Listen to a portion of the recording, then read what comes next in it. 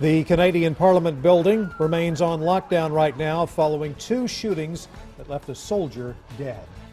Within the last 30 minutes, Canadian officials identified the shooter as Michael Zehoff Bebo. He was shot and killed, but investigators say there may be another shooter still on the loose. As NBC's Steve Handelsman reports, a connection to ISIS is being investigated both in Canada and here in the U.S. The attack at Canada's Parliament began with the killing of the Canadian soldier at the nearby War Memorial by a gunman who witnesses said had long hair and his face covered. There was a guy with a rifle just around on the back corner and just pow, pow. Then seen and heard in this phone video, a gunman ran into the Parliament building where lawmakers and Canadian Prime Minister Stephen Harper were at work, and there was furious firing.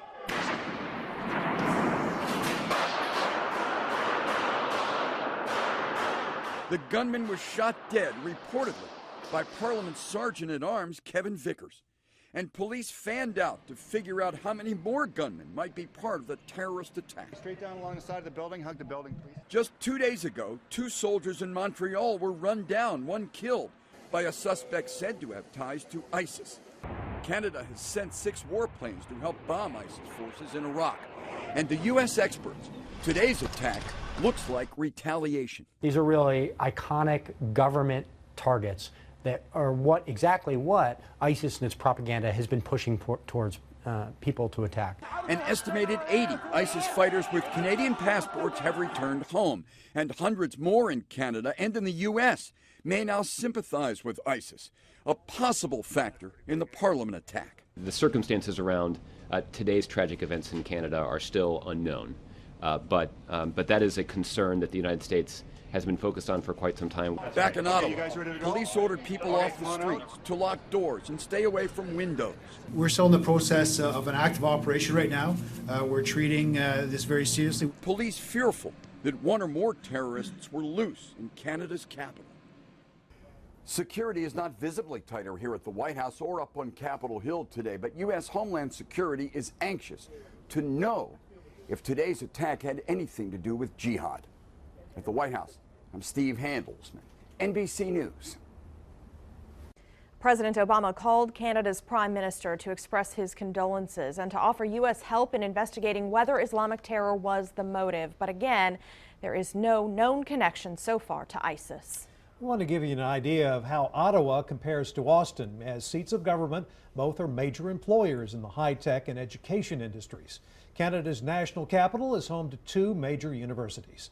You can see the city's populations are also very similar, Austin edging out Ottawa by about 15,000 residents.